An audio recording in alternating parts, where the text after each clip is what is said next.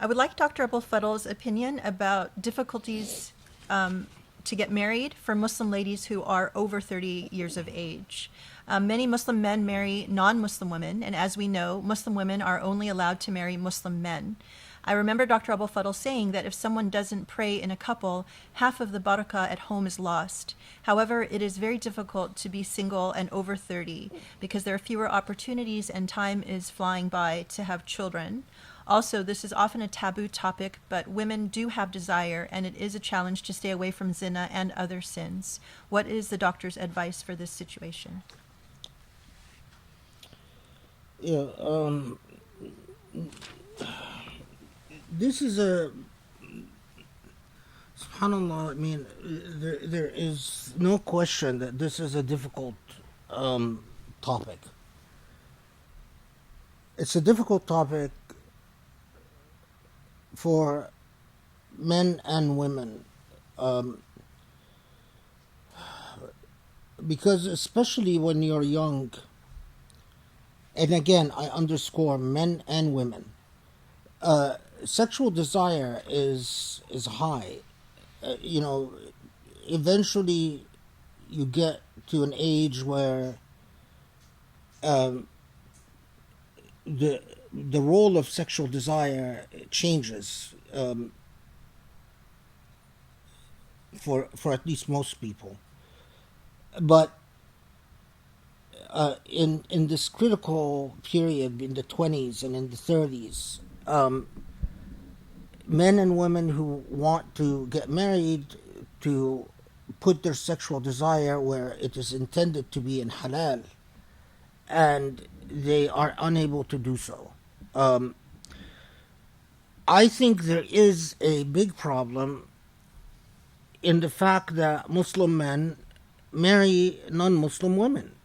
I think that's where the concept of ummah becomes important, because if you have a sense of concern and care about your ummah, so you don't deal with your problems on an individual basis, but you think of yourself as part of a collectivity. I am a part of the Muslim ummah, and I have obligations towards the Muslim ummah. When I get my paycheck, I look at this paycheck and I don't think this is my money. I think this is income that's coming to the Muslim ummah. And so what do I owe the Muslim ummah with this paycheck? When I look at my position that I occupy, every time I step in a classroom, I think of myself as a part of a Muslim ummah. But everything I say, everything I do, I think of myself as part of a Muslim ummah. And that I am, for better or for worse, representing the Muslim ummah with my conduct. So I am cognizant of that. And when Muslim men just go after their own hawa, their own desires, and their own whims, and they just marry whoever, and they don't think about the fact that they owe an obligation to their ummah, that's a problem. And it's a serious problem. My experience in now living over 30 years in the West has been great disappointment with interfaith marriages. I have to just be very clear about that. What I've observed is that when Muslim men marry non-Muslim women, the children do not grow up Muslim. Or they grow up with a very, very weak Muslim identity, to the point that there are so many people that I've met, so many in my life, especially as a teacher. I met so many students. They're not Muslim at all. And then they tell you, oh, yes, my father is a Muslim. And they mention it so like, oh, yeah, my father is from Turkey. Yeah, my father is from Syria. Yes, my father is Lebanese. And yeah, my father would do his salah. And, well, did you ever learn to pray? No. I'm not Muslim. Because the for whatever reason, when the mother is not Muslim, or even when the father is not Muslim. So, in other words, in interfaith marriages, what I've noticed is that the children do not grow up. And as a result, there is a very high attrition rate among Muslims in the West. People talk about how many millions of Muslims are in Europe and how many millions of Muslims are in the West generally.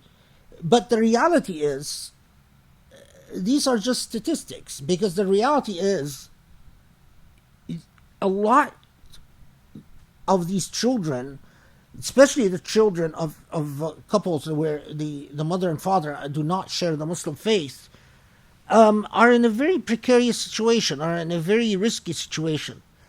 Because of that, I've reached the conclusion that in my view, it is makruh for either a man to marry a non-Muslim woman or a woman to marry a non-Muslim man.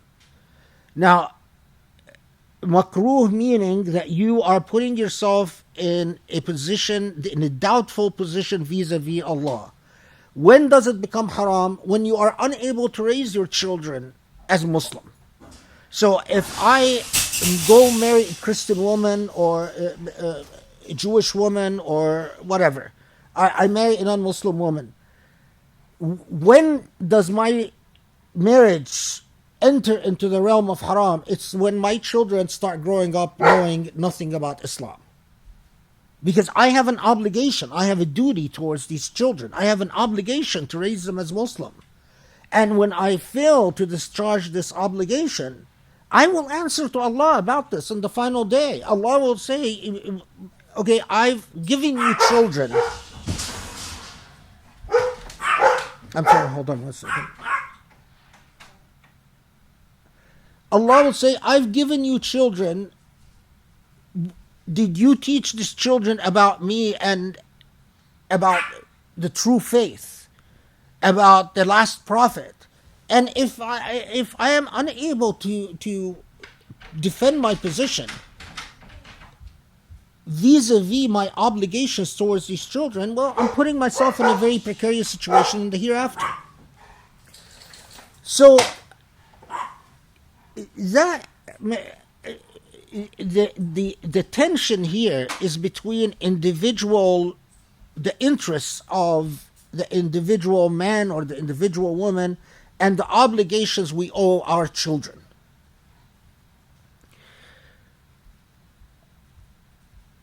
We have to recognize that women have, and there's nothing shameful or embarrassing about this, have a sexual desire. And in many situations, this sexual desire is every bit as concrete and real and intense as the sexual desire that men have.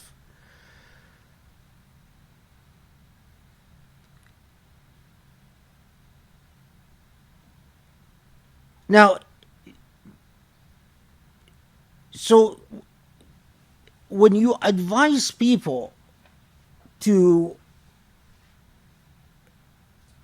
persevere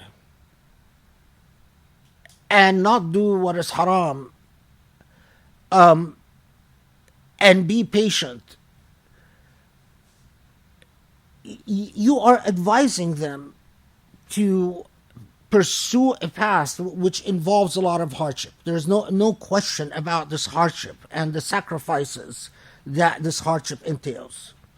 So, and don't think that this hardship and what it entails and your perseverance on the path is something that Allah fails to take notice of, or that Allah will not reward you for. Allah will reward you for the fact that you persevered on the path, even if it involved a lot of hardship. Now, more pragmatically or practically, so that's in broad terms, is my urging of Muslim men to look towards their community and to think of their duties and obligations towards the men, the women of the community, the Muslim women, and their needs. Okay, so second point, and this is a little bit, what do we do about sexual desire that when we cannot enter marriage? Well, of course, there's prayer and there's fasting, which is what the Prophet ﷺ recommended.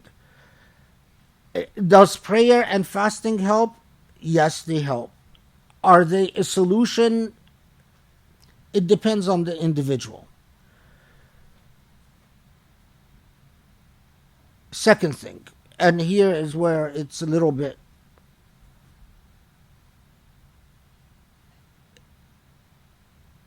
a lot of fuqaha talked about whether masturbation is haram or halal. If you just want a quick reference, you can look at Fiqh al-Sunnah by Sayyid Sabiq, who has a good discussion about it. My position, I am with the school of thought that believes that masturbation is halal.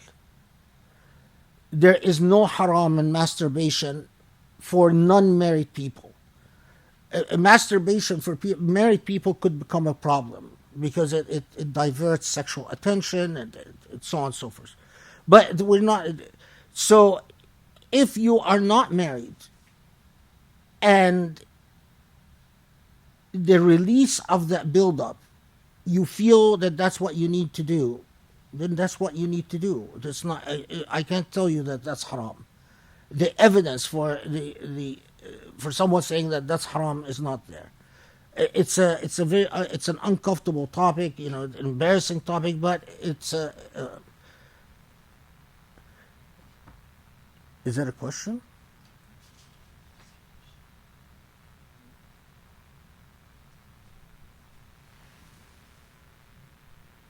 Oh, no, but of course, when we talk about masturbation, we're talking about istimna, which is sort of the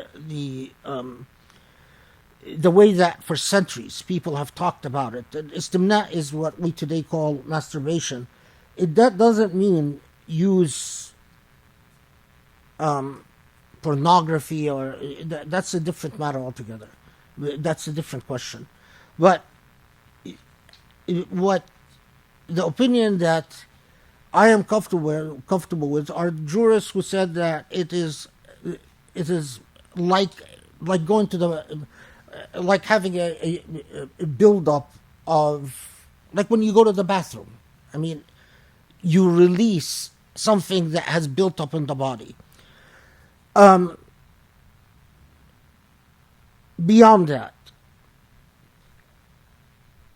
remember that sometimes entering into a marriage, you might enter into a marriage thinking that you will get a release for your sexual tension and that to solve the problems. But a bad marriage, if you enter into a marriage with the wrong partner,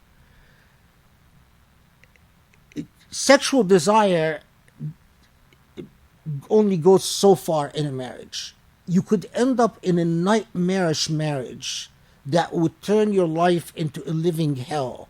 That simply, in retrospect, and this I've seen this with so many people over the years. I mean, I can't tell you how many. They'll say, the worst thing they've done is the decision to get married to this person. And, when at the time we were young, full of desire, full of passion, full of whatever, and this person turned my life into a living hell. When I talk about finding a partner who shares your iman, it is finding a partner that turns your home into a source of baraka. Because I literally believe that a household in which people pray, in which people listen to Quran, in which people read Quran, is a household which becomes aided and protected by, and you want to call it angelic energy, you want to call it an aura, you want to call it the presence of angels. You literally enter into this home and you can feel the energy of that home, one of repose and peace and beauty.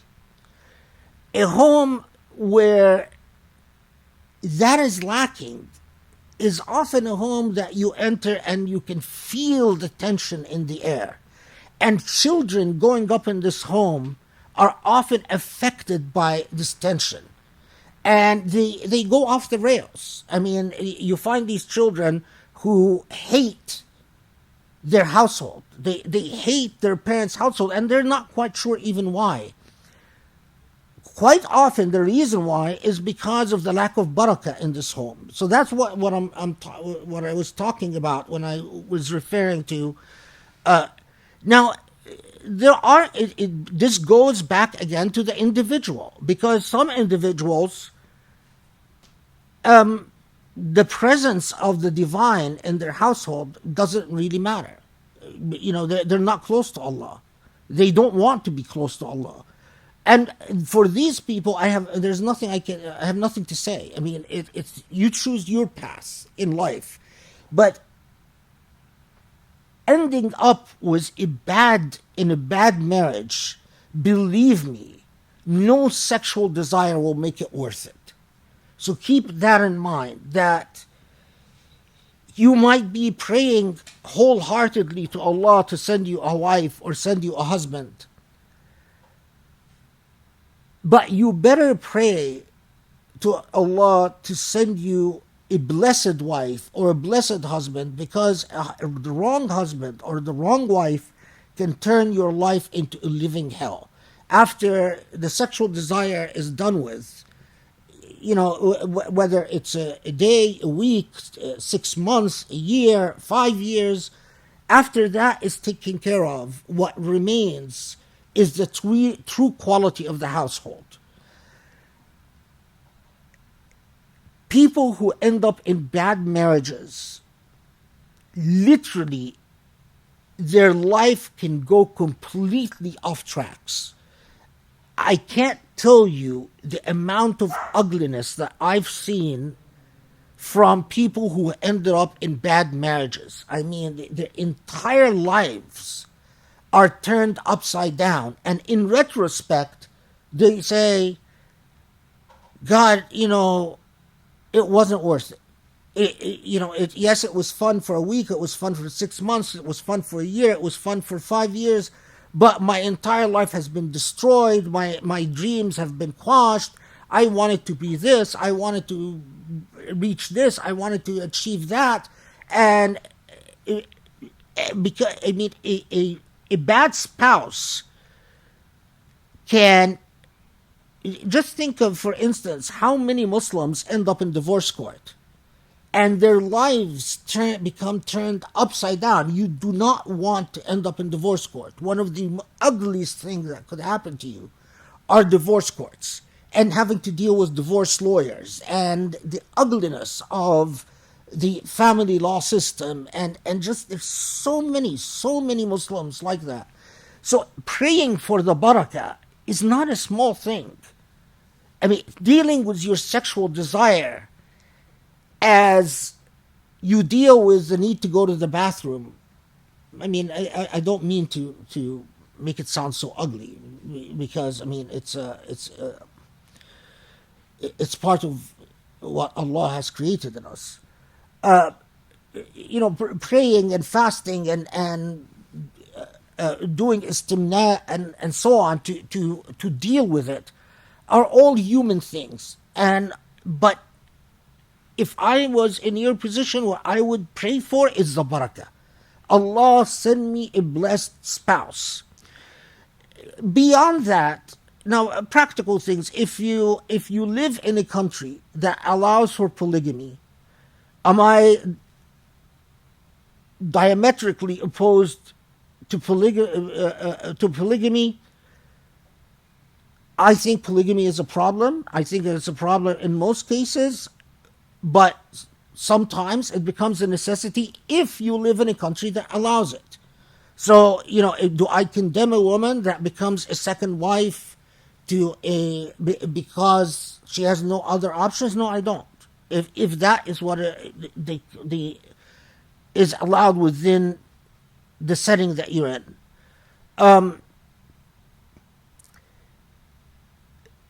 I don't want to get into the topic of temporary marriages because but the short of it is that I would advise you against it. Temporary marriages could be a serious problem. Do I consider it an absolute haram, like a lot of Sunnis do? I can't say that. But is it makruh in most cases? Yes, I can say that. It is something not favored in the vast majority of cases. Each individual must seek to understand their own situations, because let's be very frank about another point. Sexual desire is not the same in all people. Sexual desire is not the same in all people. There are women, I actually knew several cases like that, whose their physiology, the way Allah created them,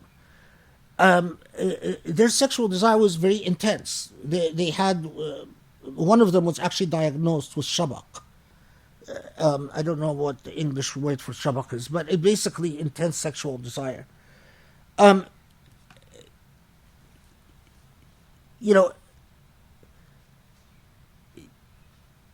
So the struggle, the jihad that people have to enter into varies from one individual to another. For the woman who asked this question, if I was in your position, sister, I would just insist on praying to Allah for a blessed partner. And I would use these other means I talked about as a way of persevering.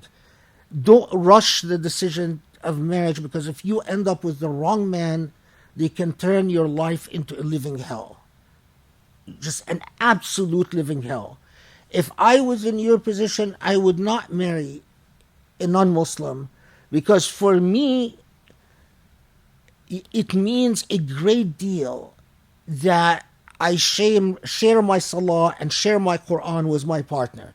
For me, life becomes unlivable if my partner can't appreciate my salah and can't appreciate my Quran.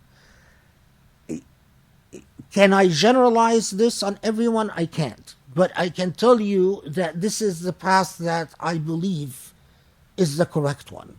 And that's the path I would advise anyone to follow. May Allah aid you and support you. No. A mushrik, the question I got, what about a mushrik? A mushrik is someone who is either doesn't believe in Allah at all, or someone who believes in multi-gods, like someone a Hindu, for instance, who believes in many gods.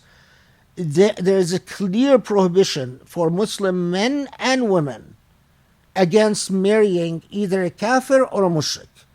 The issue that where we enter into the realm of makruh is marrying someone who is among the people of the book, in other words, a Christian or a Jew.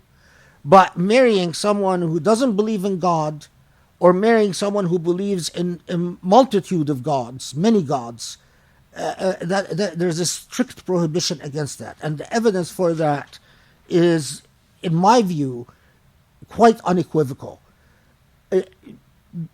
Do not destroy your hereafter by entering into a marriage with someone who either is an atheist or someone who who believes in a multitude of gods, because the evidence for that prohibition is quite unequivocal.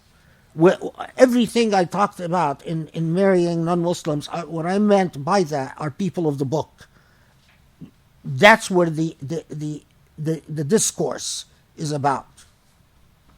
Is that clear enough? Excellent. Is that clear?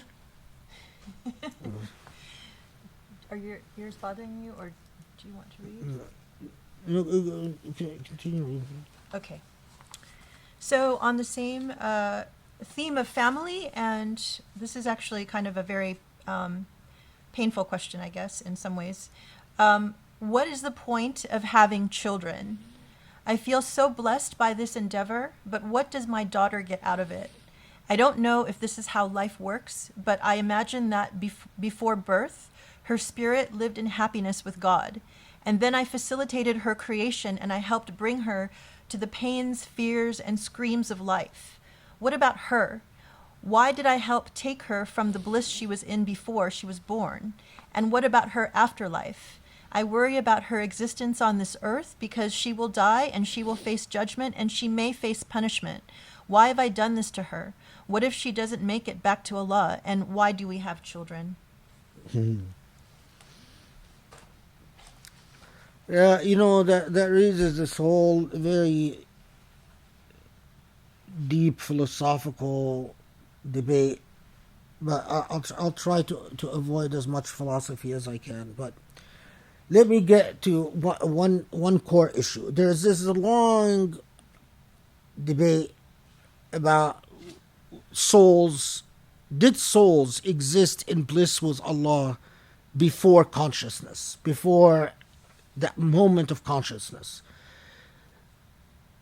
To make a very long discourse short, no, there was no state of bliss. They did not exist with Allah in a state of bliss. Your daughter, her soul was created for her and placed in that body. There was no existing in bliss before the state of consciousness that your daughter was given or your child was given. So let's do away with that notion, because in old Greek philosophy there was this mythology about souls existing in bliss, and then Muslims had to debated this back and forth, and the majority, the orthodox position, if you will, and all the evidence indicates that, listen, the dynamic of soul, Allah creates a soul. From how exactly, in what way, and all of these are questions that we will never get an answer for. But Allah creates a soul to inhabit a body.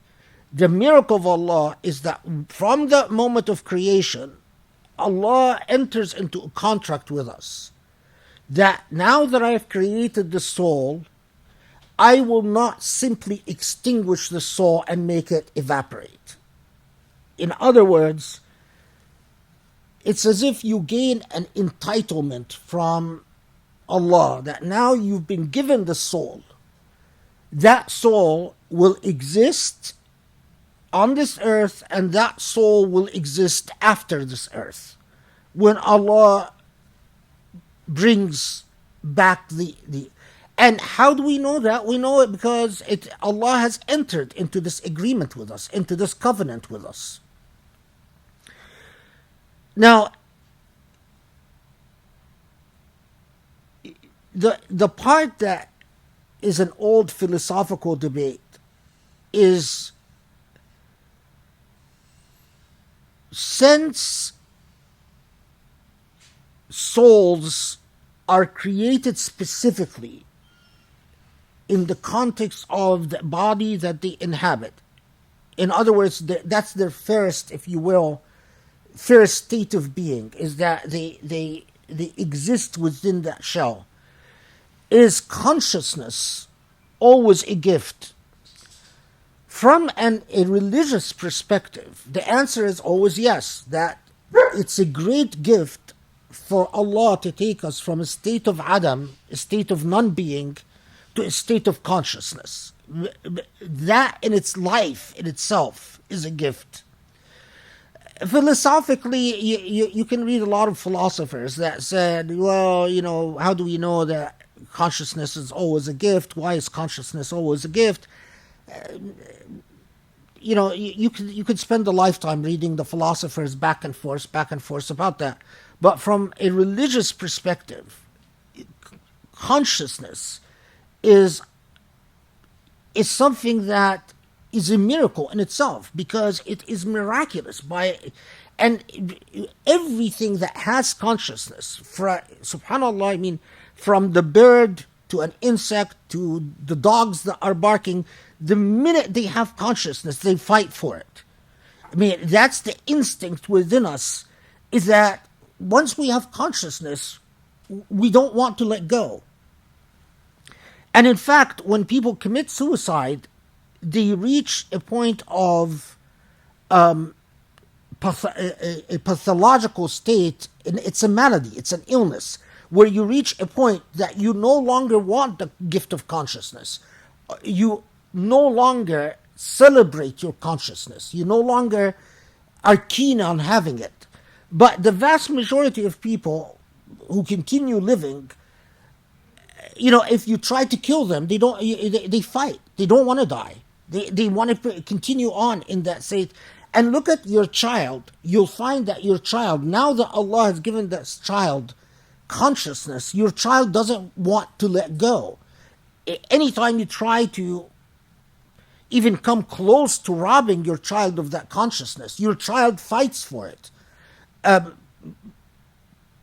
One of the worst things that you see in children that are severely abused is that they become like vegetables. They no longer fight for the gift of life. They're immobile. They're just impassive. And that's when we recognize absolute evil. It is when we get a human being to a point when they're no longer actively fighting for their life. So when you look at your child, if your child could speak, and your child would only describe what you gave them as a gift. Now, but there is a very important proviso to this. Like everything that Allah gives me, it's a trust. The body that God gave me is a trust. The income that God gave me is a trust. And the children that God gave me is a trust. What do I owe these children? I owe them an obligation of happiness. I owe them the obligation to make them as happy as possible in their life, to protect them. But I also owe them the obligation to teach them what will help their salvation. So if I'm going to bring children to this world, and I cannot teach them how to make it to Jannah, to avoid ending up in hell, then don't have children. That's part of my problem with interfaith marriages, is that I often, say, can I raise these children as Muslims so that I give them a fair chance at saving their souls? And if the answer is no, I'm not sure, then I have a serious problem with having children. If I'm going to bring children and I can't fairly guarantee their happiness, in other words, providing a stable, happy home, if I know my home is full of tension, and so, for instance, I'm married to an abuser, then don't have children. I actually think it's a sin to have children if you're going to bring them into a home where your spouse is an abuser, or verbally or physically. people don't take that responsibility serious. It is one of the most serious things you can do in your life, is to bring a child and then fail to take care of this child in the proper way and have to answer for it in the hereafter. People don't give that enough thought. The decision to bring a child, of course, we don't always control this decision because, quite often, regardless of what we do, I've had a lot of people who'd say, we were on birth control and got pregnant anyway. It's Allah's will. But your obligation is happiness, protection, and salvation.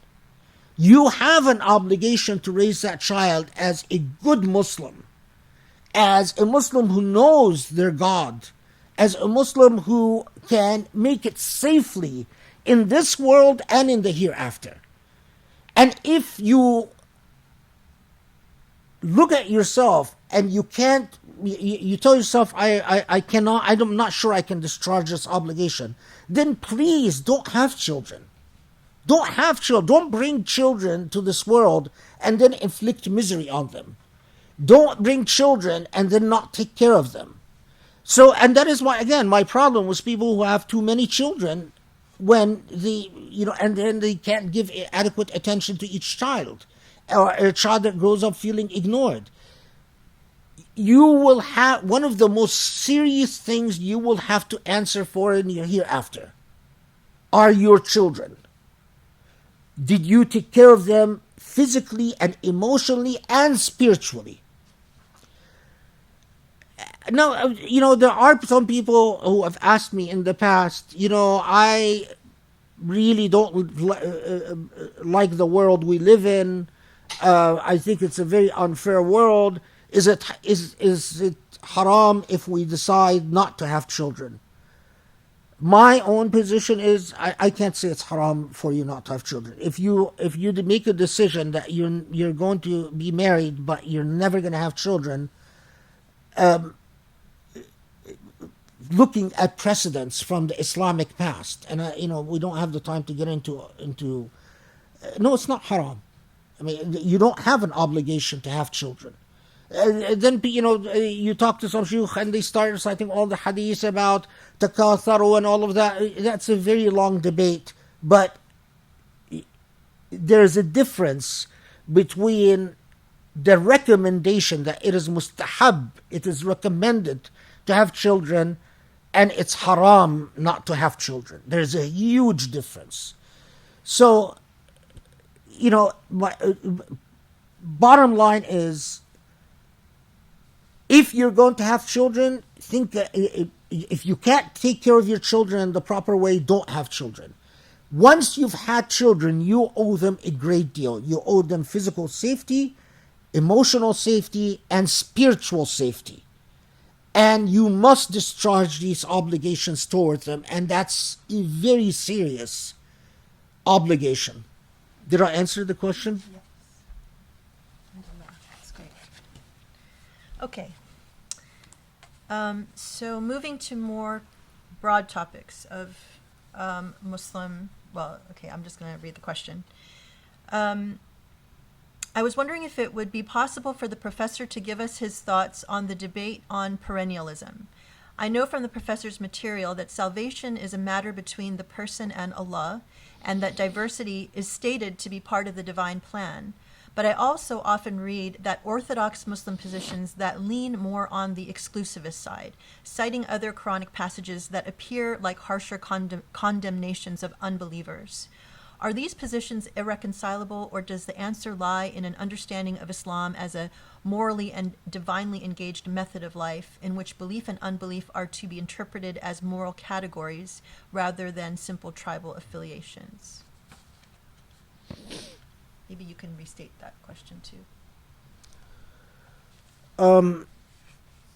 The issue of the salvation, Muslim salvation versus salvation of others, and whether Islam is an exclusive method of salvation or not, which is of course a very big topic, a very large topic. And what perennialism, it's a school of thought that so many of the followers of Ibn Arabi in particular and Rumi believe in, especially modern day followers, the way that they read Ibn Arabi and they read Rumi, that that there are many pathways to Allah, and there are many equally valid ways of reaching the divine, and that it is wrong for any of these ways to claim exclusivity. I don't believe in perennialism in the sense of believing that all pathways are equally valid. If that's what we mean by perennialism, then no, I don't adhere to that.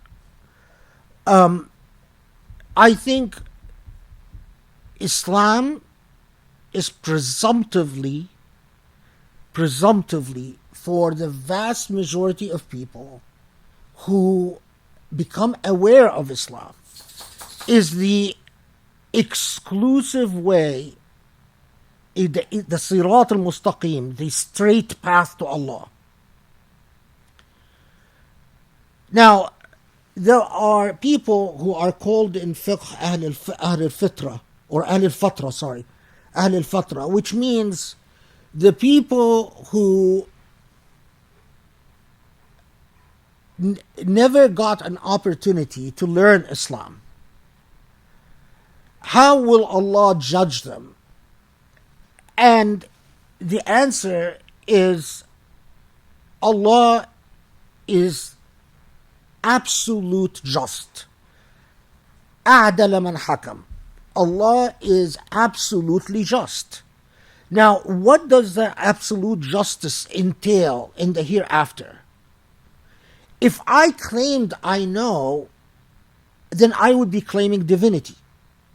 So that for an absolutely just God, how is that God going to judge the kind deeds, the humane deeds, the moral deeds of people who never had an opportunity to follow the path of Islam? Because they never learned about Islam, or they were never taught any valid Islam, or because Muslims didn't do their job in teaching Islam, whatever. What will that justice entail? I don't know what that justice will entail, but what I am sure of is Allah is absolutely just. Allah is incapable of injustice. Now, my sense is, my fitra is that for a just God, God is not going to ignore the kind deeds, the moral deeds of people who never have had an opportunity to follow the path of Islam. So that's one thing. The other thing, presumptively, the straight path to Allah and the exclusive path to Allah is Islam. Does this mean that the kind and moral deeds of Christians or Jews or Baha'is or whatever are all in hellfire? I can't say that.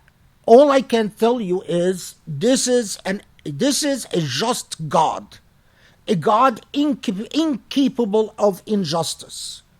Why? Because God decreed that upon God's self, absolute justice. Furthermore, I can tell you that this is a very merciful and compassionate God. But I do not dare step into the shoes of the divine and tell you, well, God will forgive your sins and you will go to heaven, or that God is going to send you straight to hell. What I can tell you is, what God wants from you is to follow Islam, to believe in Muhammad as the final prophet, to believe in all the prophets, from Adam to Muhammad, to believe that the Quran is Allah's word, to worship Allah doing those 5 times a day, or performing those 5 salah a day, to follow the 5 pillars of Islam. That is what Allah wants from you, and that is what Allah wants from any human being on the face of this earth. Those who do not do that, I can tell you that you're in a risky category. But can I tell you that you are going to go to hellfire? Absolutely. That is something. And that's a huge difference between the arrogant usurpation of divinity that you see among certain Christian theologies and Jewish theologies and Islamic theology. In Islamic theology, God is God, and humans are humans. And humans can't make these presumptive and presumptuous decisions about what God will or will not do, other than to say God is absolutely just, and God is merciful, and God is compassionate, and sometimes the justice of God means punishment. If Allah knows that you could have, that the reason you did not become Muslim is because you didn't want to do 5 prayers a day, you didn't want to bother, is Allah going to treat you the same as someone who went through the pain of doing their prayers their entire life? Think about it from the perspective of justice. If you had, Allah knows what is inside of you, and you had every plausible reason to believe in Muhammad as the final prophet of Allah, but you didn't do so because you were racist, because you didn't want to follow an Arab, let's say, or because you saw you were comfortable with your cultural superiority, because you saw yourself as part of the, or because you enjoyed gospel in church and singing and dancing, and singing and dancing mattered so much to you that you didn't want to abandon that. What will that entail in the scales of justice? I don't know, other than to tell you again, what Allah expects from us is to follow the one and only straight path of truth, and that is the path of Islam. All other paths are not equal paths to the truth. That's the difference between me and perennialism. I do not believe there are any alternative path is an equal path. But what will that unequal path entail in Allah's absolute justice? Will it be punishment or forgiveness? I don't know. My Muslim heart, for those who are moral human beings, prays that Allah forgives them. When I see people who are very decent human beings, but they refuse to be a Muslim, and I have friends like that, they have every reason to be a Muslim, but they're not. But they're very decent human beings. I honestly, my prayer, my dua is, Allah, please forgive them. Now, does that mean Allah will forgive them? I don't know. No, I don't know. I can't even speculate. But there are others who I don't do a dua for that Allah would forgive them, because I see their conduct and their behavior as ugly and immoral. And if Allah punishes them, my incomplete and very limited concept of justice tells me that they deserve punishment. And if they, if they get it in the hereafter, so be it. There is a believing in the truth, and at the same time, what that truth tells you, teaches you, is that you worship is just God, and what justice will entail. We human beings, anyone who worked on law, knows the extent to which human beings are incapable of achieving justice. I mean, justice is the hardest thing for the human mind. We solve a problem here, another problem springs up on the other side. We deal with this problem, a parallel problem pops up in the justice is so hard. So when I think of a justice at a divine scale, it is something that I must admit is beyond my comprehension. I just have a sense of it, but I cannot comprehend it. Is that okay? I mean, because this is something we could spend hours on, because perennialism, I don't know if it's still as popular as it used to be, but I've entered in these long debates in the past when I was younger with people about perennialism, who were followers of Sayyid Hussein Nasr, or followers of certain Sufi orders, and the way to deal with Islam as if it's just your preference among equally valid ways is flawed. Is flawed theologically, is flawed philosophically, is flawed at so many different levels, in my opinion. But at the same time, I don't have the gall to tell people you're going to go to hellfire. All I can say is Allah is just, and I can tell you, if your behavior according to the standards that I've been taught by Allah, by Allah's revelation, someone who's committing injustice, I'll tell you, you are going to pay for this injustice with a just God. My sense of justice is you're not just going to get scot-free with all the sins you've committed. And at the same time, I can't just say God is going to ignore all the good deeds that human beings commit. That's not my place. So just as a couple of questions that were raised, and I think it's just to put a finer point on the idea that it's not about the label, but the actual justice, the real substantive justice and substantive action of people that God will judge with true justice. So one person said, well, doesn't Allah say in the Quran that whoever surrenders to God and does good deeds will be successful, even if there are Jews or Christians? And another question, what if one uses his or her reasoning and without arrogance comes to the conclusion that Islam is not a true religion? Why should one get punished for this?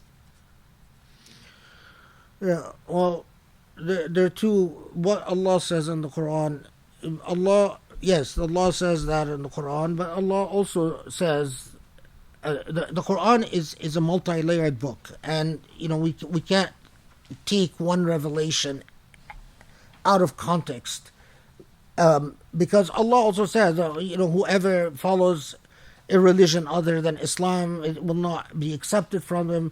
Allah also says that those who do not follow the Prophet ﷺ, that Allah will come to all their deeds and make it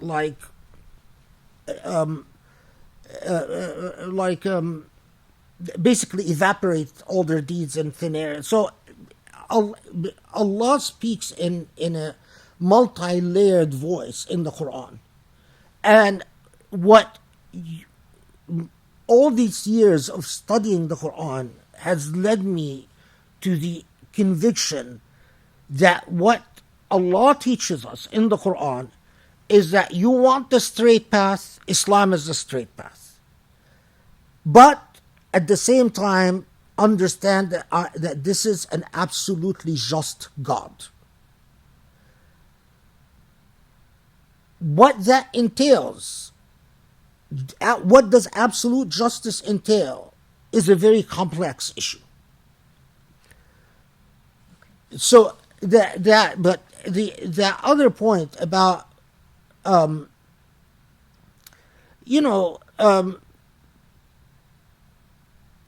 long time ago, I was on a panel with Houston Smith. This was here in in Los Angeles. And Houston Smith, someone like Houston Smith, for instance, who could have been Muslim but is not Muslim. And someone like Houston Smith has always fascinated me, because from everything I read by him, from what I heard from him, he seems like an eminently reasonable human being. And a decent human being. But he's not Muslim. And from everything that I can tell, that he's had every opportunity to study Islam. Now, is Allah going to punish him? Is he going to be in hellfire for not being Muslim? There is a big difference between telling Houston Smith, as I told him, I think that you are wrong not to follow Islam, and telling Houston Smith, you are going to go to hell because you didn't follow Islam. There's a huge difference. So, in that one and only opportunity that I had to meet the man, when asked, do you believe that it's wrong not to be a Muslim? My answer is, yes, it's wrong not to be a Muslim. And I said it to right there to Houston Smith, right in his face. And he knows that that's my position, and he respects that position, because as a Muslim, that's my position. But is a just God going to send Houston Smith to hellfire? I sincerely hope not. What I have absolute trust in is Allah's justice. My understanding of justice is that I pray to Allah, Allah, please forgive if your scales of justice, which I don't comprehend, entail punishment for Houston Smith. Allah, please forgive him. Why? Because he's a very decent human being. So yes, he had every opportunity to learn Islam. Am I going to be more just than God? That's impossible. So now there's a big difference, in my view, between someone like Houston Smith and Hans Kung. Houston Smith wrote about Islam, and what he said about Islam is eminently fair.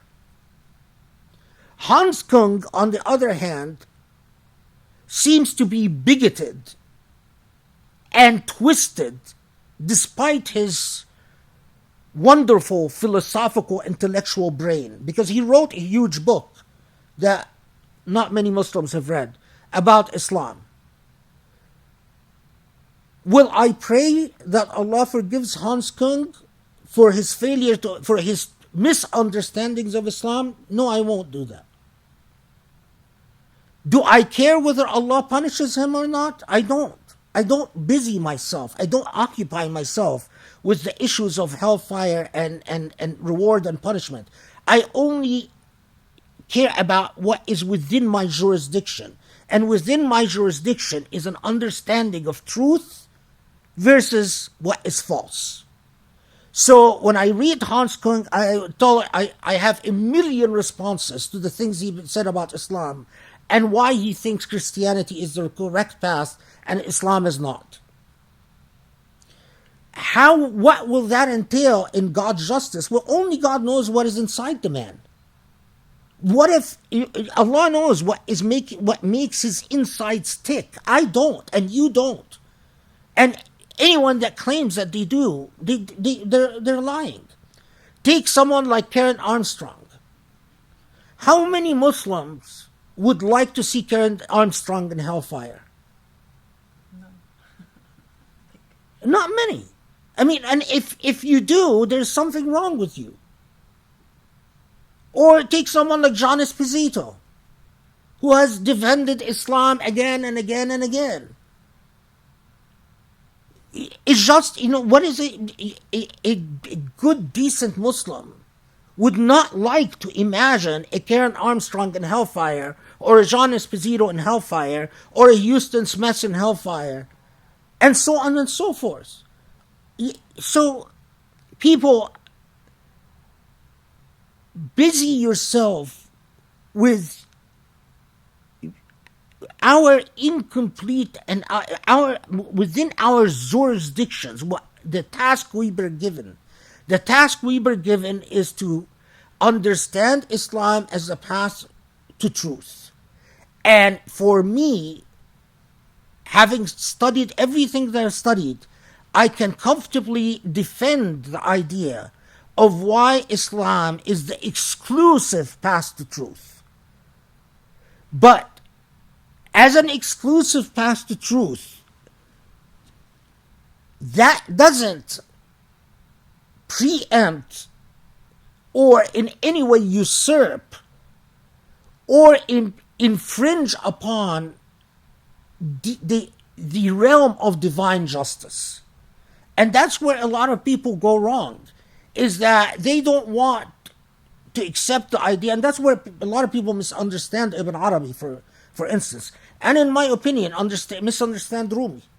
I have no doubt that Rumi believed that Islam was the true path, with all the poetical flair. But the difference is, Ibn Arabi and Rumi were not going to say, understood the notion of divine justice and what divine justice entails, and that a just God loves what is beautiful wherever it manifests, and that's a completely different issue.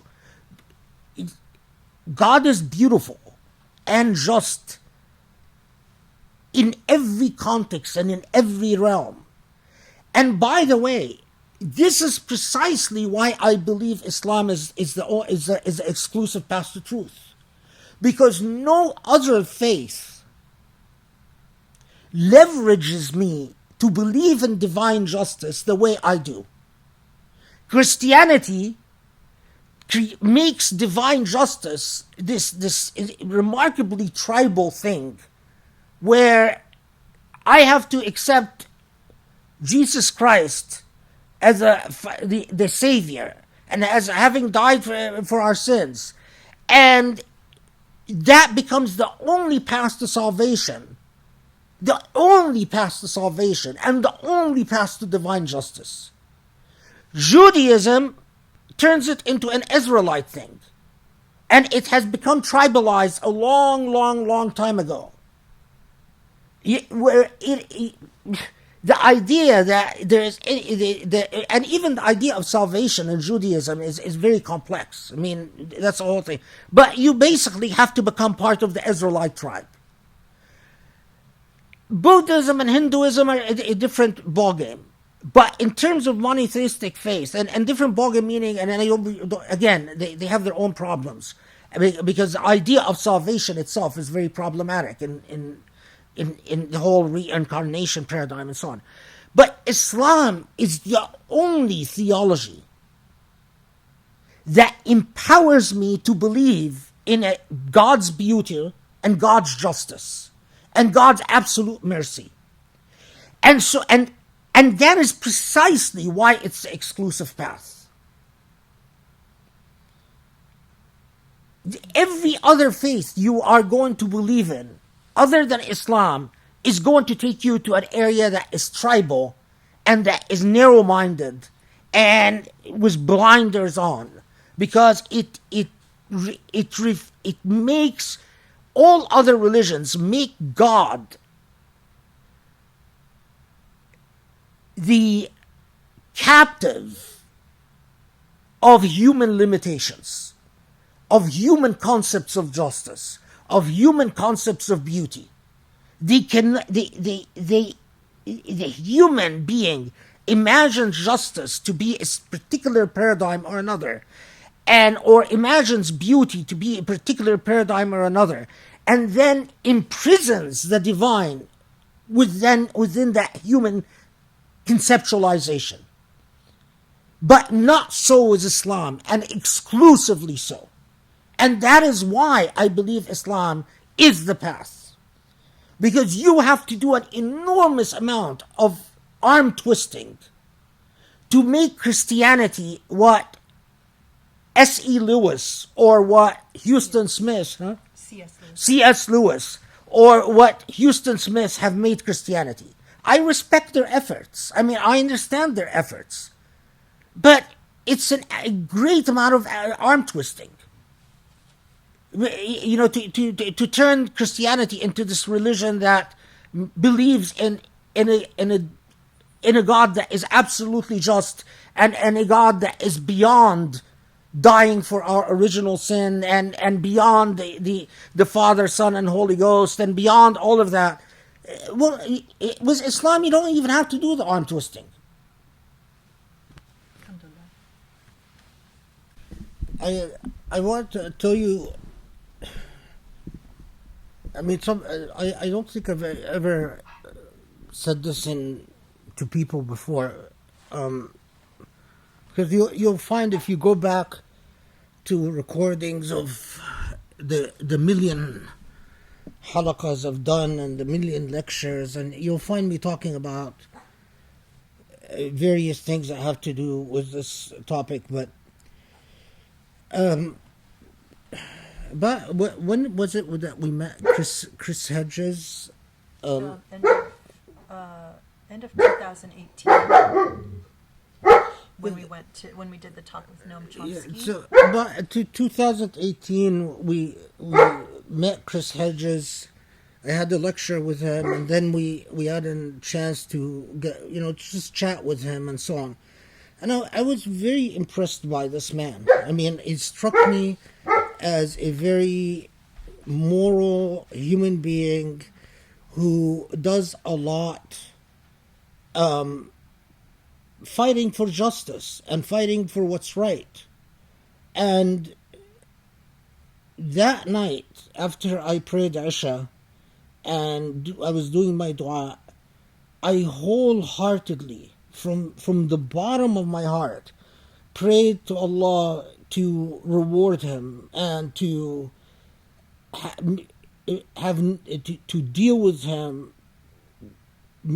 through mercy and compassion and love.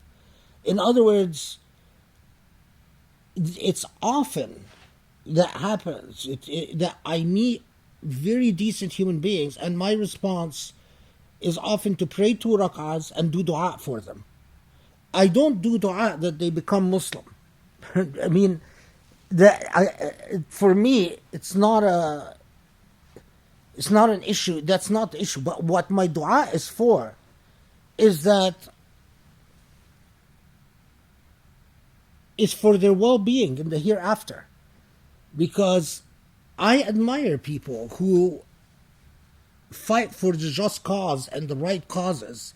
And there are many Muslims who, for me, are not worth the name. I mean, they're Muslim by name only, but their morality is not the morality of Islam. Their ethics are not the ethics of Islam. So, but that does not in any way mitigate or otherwise compromise my belief in Islam as the path of truth. But salvation and hellfire is a different matter. That is subject to divine justice, and divine justice is absolute, and it's beyond my attempt to comprehend. Okay. So before we get started, I just wanted to say a couple of things. I noticed that on the YouTube live comments, I think that there is a limit of 200, and we went over 200. So I was trying to say something on it, and I noticed that I couldn't send my message through. I could be wrong. I don't know the technology that well. But so somebody had asked that if we could do another Q&A during Ramadan. And so I asked the professor, he said yes, so we can try to schedule another one for a week from today, inshallah. So we'll do it at the same time, Saturday, 4 o'clock. And so if you have any questions, then definitely email me at grace@usuli.org. And I wanted to also just comment, not to embarrass anybody, but somebody made a comment on the live chat, jokingly issuing a fatwa that temporary marriage is okay as long as you have contraception. And, I just wanted to point out that, Dr. Abou El Fadl had said that, obviously temporary marriage is very problematic.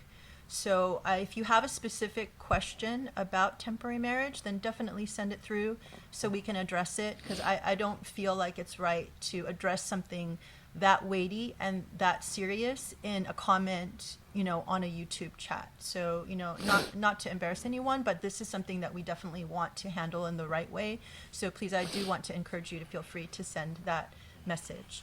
So anyway, so I'll send out an email and put postings on social media just to let people know that we'll do that again. And I think Eid is supposed to be Sunday, right? So this will be the day before Eid, so that'll be good, inshallah. Okay, so we're at about 5 to 7. So the questions are now getting longer and weightier. So we'll try to hit 2 if we can. So this one is actually a question about halal meat versus eating meat of al-kitab. I'm going to read the question, but feel free obviously to address this issue, because we do get a lot of questions about eating halal, and also with the impact on the environment and being vegan and all of these kinds of questions, and animal cruelty that all sort of mix into this idea. So, but this particular question doesn't cover that broad list of issues. Salam, I hope this message finds you well. I come from Zimbabwe. All of our teachers and sheikhs were from the Indian subcontinent. They're very strict on halal meat, and only as an adult did I find out about the verse in Surah Maida where Allah says the food of believers is halal for you. I have now married a girl from the UK. She's of Iraqi background. She's practicing, but she eats beef, lamb, and chicken from anywhere. This was a huge shock to the system, but the more I look at it, it seems like a rational idea, and that there's a concession given by Allah in the Quran. Can you please advise what Sheikh's opinion is on this matter? And yeah, so that's the essence of the question. Yeah, the on the mention of Zimbabwe, I've noticed that in areas in Africa and also in some areas in Asia, where colonialism has supported prostitutization and evangelism and led to widespread conversions, there develops a great deal of sensitivity between the native Muslim populations and others, because Muslims struggle to preserve their identity. And part of the struggle to preserve identity becomes this issue of halal meat. So this is not the first time where it becomes so much so that you can only consume the meat of fellow Muslims, to the point that there's a sense that if you violate this law, it becomes a kabira, it becomes a major sin. So this is just part of the cultural context to it. Someone from Iraq, as the question says, the spouse, would be less sensitized to that, because a lot of Arabs who grew up in Muslim countries, that issue is not about identity, and so it's not as much of a big deal to them. Okay, so basically the whole notion is, yes, in Surah Al-Ma'idah, it explicitly says that the animal slaughtered by Ahl al-Kitab, by people of the book, is halal. Furthermore, to summarize a very long debate, the debate has to do with the way that an animal is slaughtered in such a fashion that the blood pours out of the body and leaves the body entirely. And also that the animal is not killed through means like suffocation or battering on the head, so that in the Philippines, for instance, a long time ago, there was an issue because the way they would kill animals is that they would club them on the head. So it is clear that when the Quran is referring to the meat of Ahl Kitab, it is referring to the fact that Ahl Kitab, the people of the book, would slaughter their animals according to a way that was very close to what Muslims did. In other words, it would not involve animals that were killed by, being clobbered on the head or being suffocated or being strangled or being... The issue that comes up all the time, or the fiqhi issue, the juristic issue, is what presumption do you act upon when you do not have specific knowledge? So let's say I am in Chinatown and I see animals that are killed, as I've actually seen, where the chickens, they're hanging, they've been killed, and I could clearly see that the neck has been broken, that there have been no ritualistic slaughter. Here I have affirmative knowledge that this animal was not slaughtered properly. Then I cannot consume that meat. So when I was in Chinatown, and I would not eat their chicken because I can tell from visual knowledge that the animals have not been slaughtered properly. But the issue that arises in jurisprudence is the presumption where you don't have specific knowledge. So I am in a country that has a majority Christian population, or a country that has a majority Jewish population.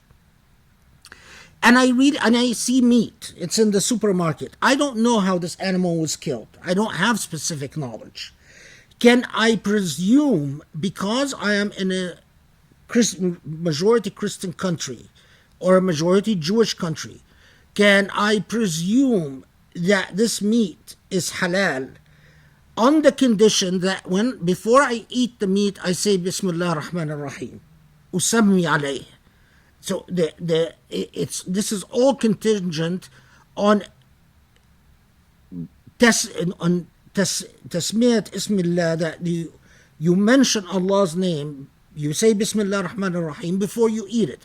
So can I presume that it is halal in the absence of concrete and specific knowledge? And the answer given by a whole group of jurists was yes, that you can presume it to be halal. And that is the entire debate about halal versus non-halal, whatever that is, that a group of people say, well, you don't have specific knowledge, but you have enough knowledge to be suspicious that this meat has not been slaughtered properly. Therefore, you have a duty to refrain from consuming this meat until further notice.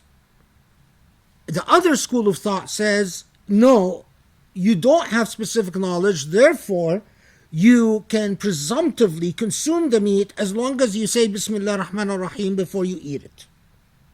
That is what the debate is about. So this fellow from Zimbabwe,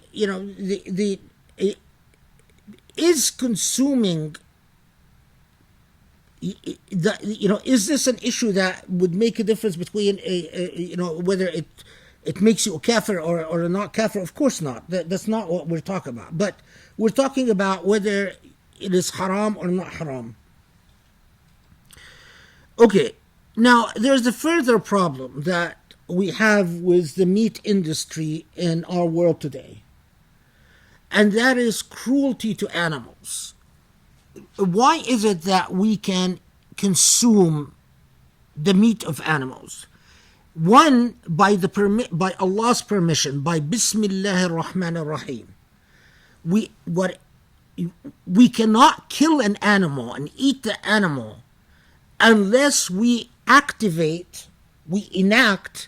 the permission given to us by God. Because but for that permission, but for Bismillah ar-Rahman ar-Rahim, we are not allowed to consume anything that has flesh.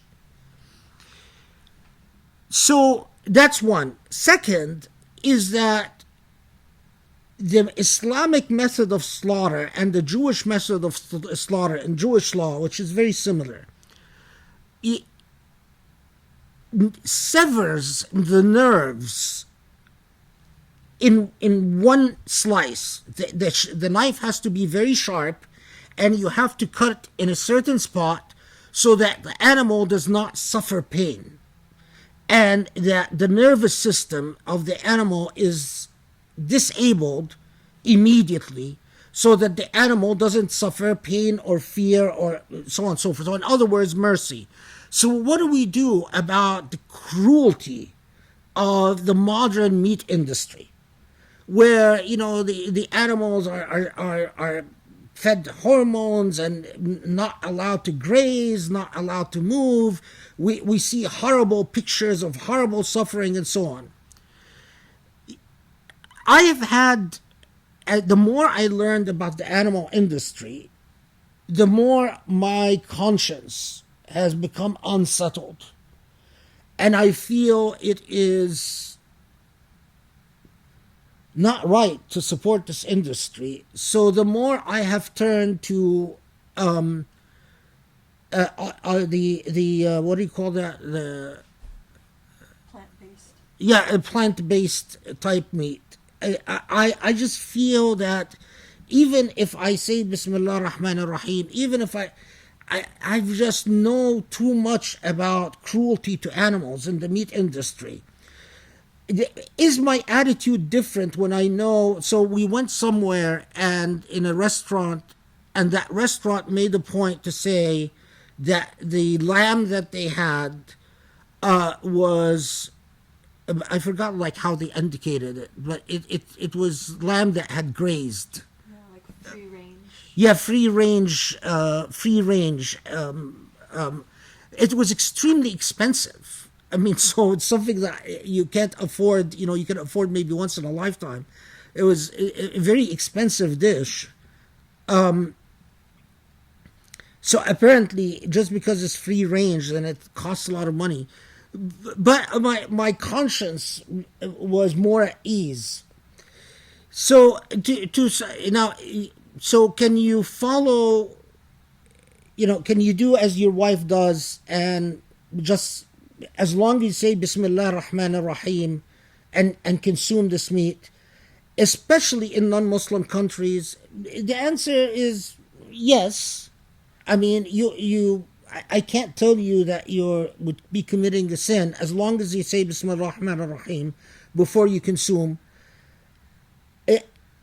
But there is enough of a shubha, there is enough of doubt about the way animals are treated in the modern industry, that I would tell you, and I would tell your wife as well, start thinking about alternatives and ways of avoiding supporting this inhumane industry.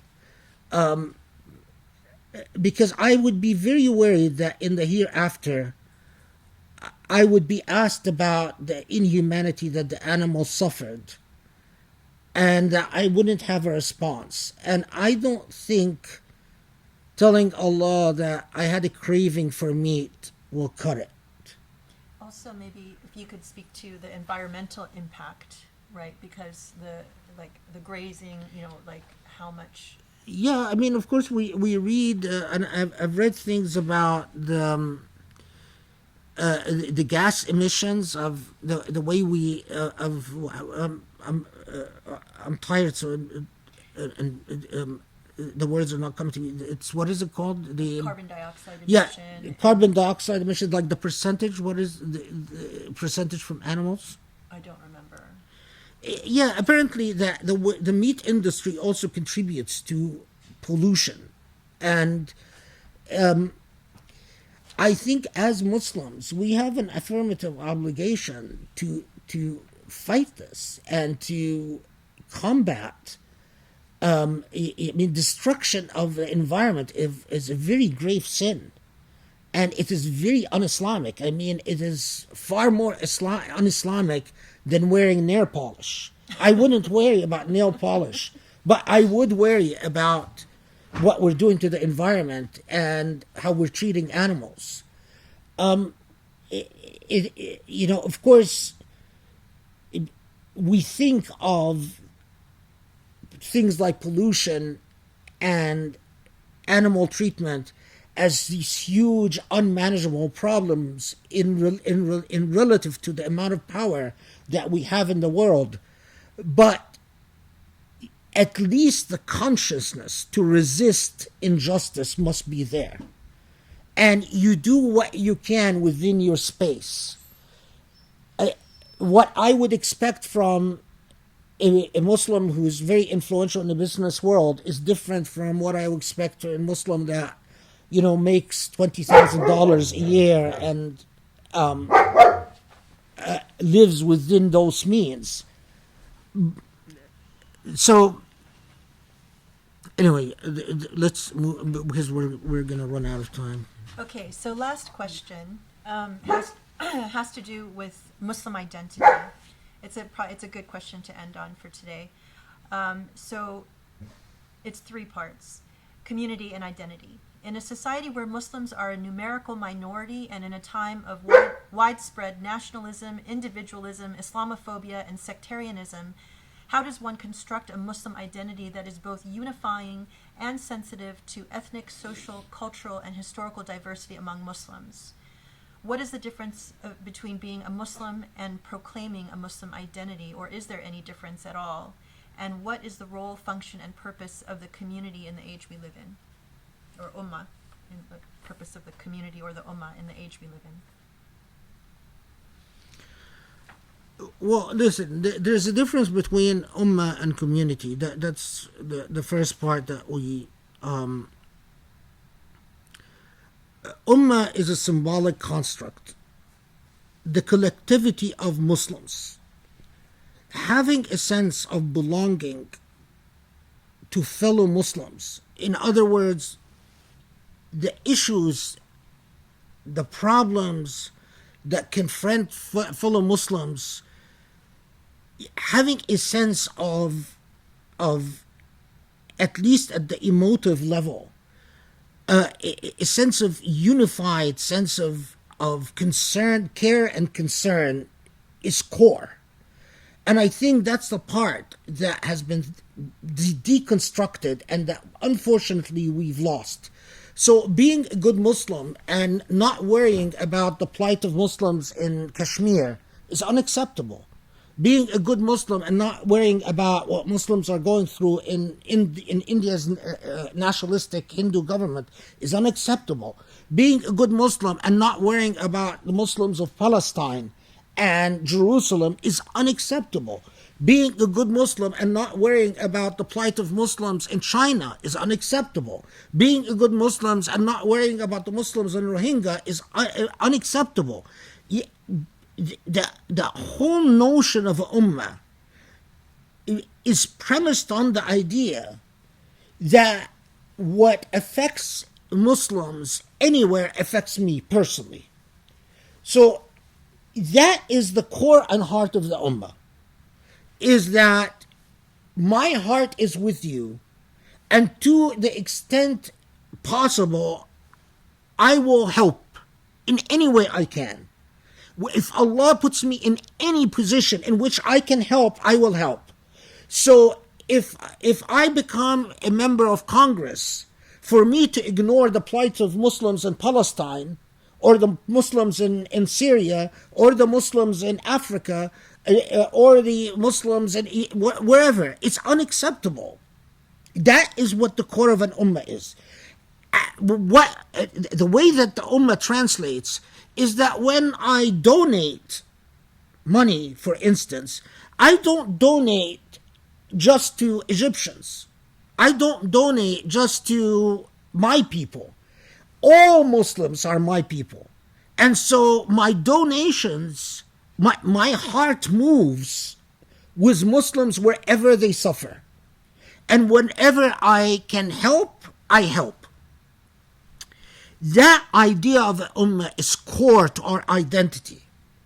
Because without that, then the fabric of identity and belonging becomes undone. And eventually Islam becomes just this completely abstract concept, which can mean different things in different places and different times, and no one is sure what Islam means anymore. Because we, at a core, don't have this asabiyya, as Ibn Khaldun calls it, not nationalism, but this patriotism towards each other. Being a patriot towards a Muslim ummah is essential. Okay. Now, beyond that, we must admit that as Muslims, we have cultural differences, and we also have theoretical abstract differences.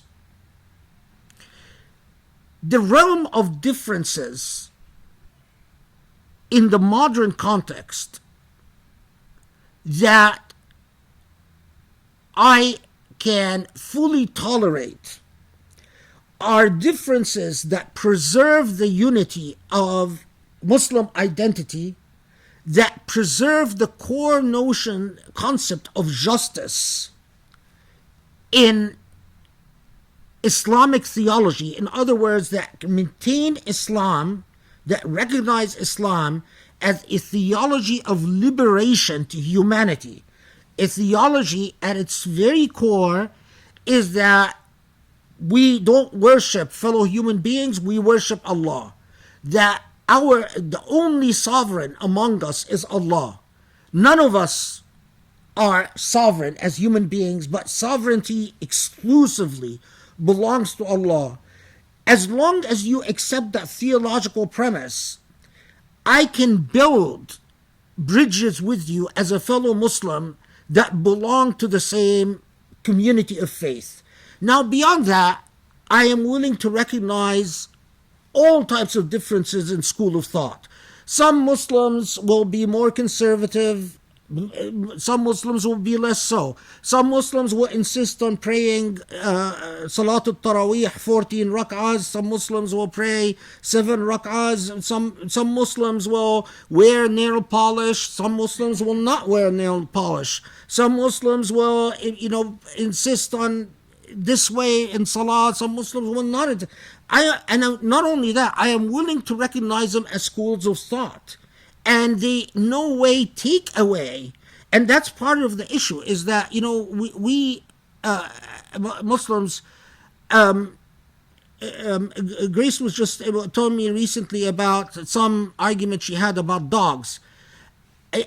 For us to become hostile to each other over these interpretive differences is extremely sad.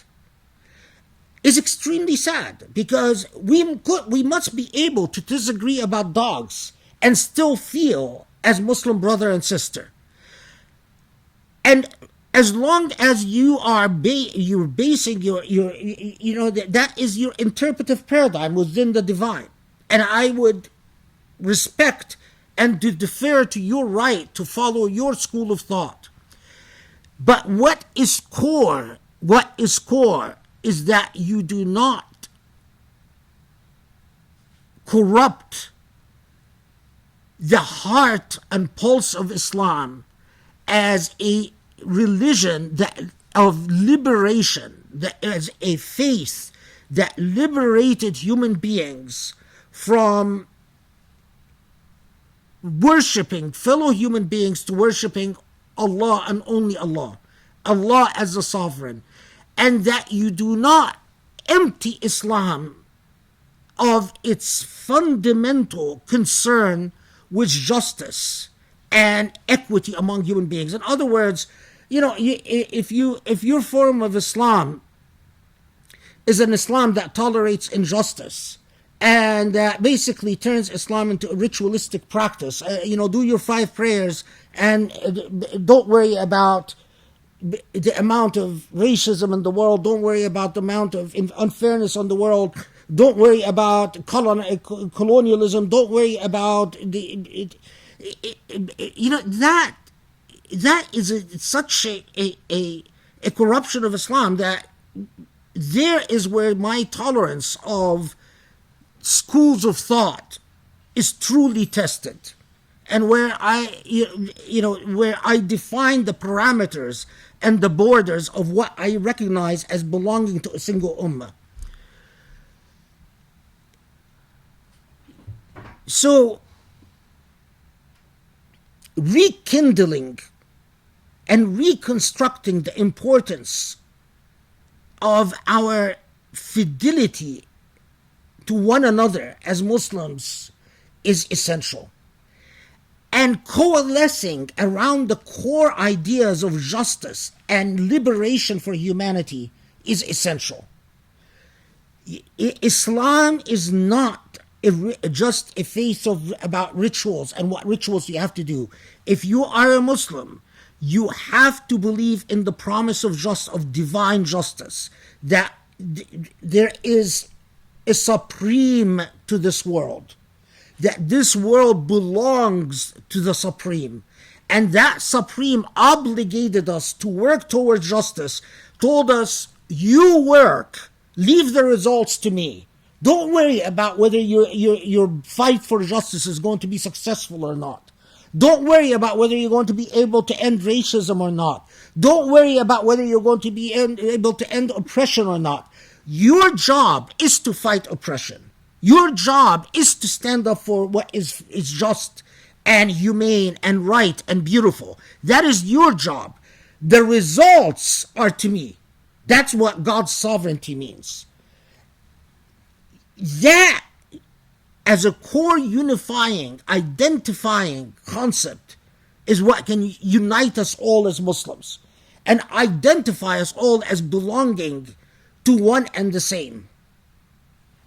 The biggest danger that I see to us right now, whether you call it al-Jamiyya, al-Madkhaliya, the theology or the type of Sufism that is supported by the Imarat, and which basically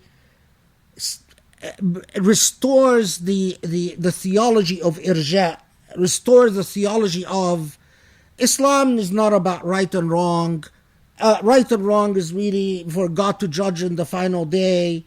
Islam is not about who knows what justice is. Islam is not about human freedom or liberation or any core moral concepts.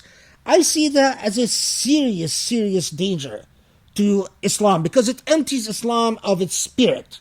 It basically makes Islam a religion without spirit. It secularizes Islam to the extreme. Islam becomes a secular faith, because what's going to fill that void? If you empty Islam of its morality and ethics, there will be a void in morality and ethics. What's going to fill it?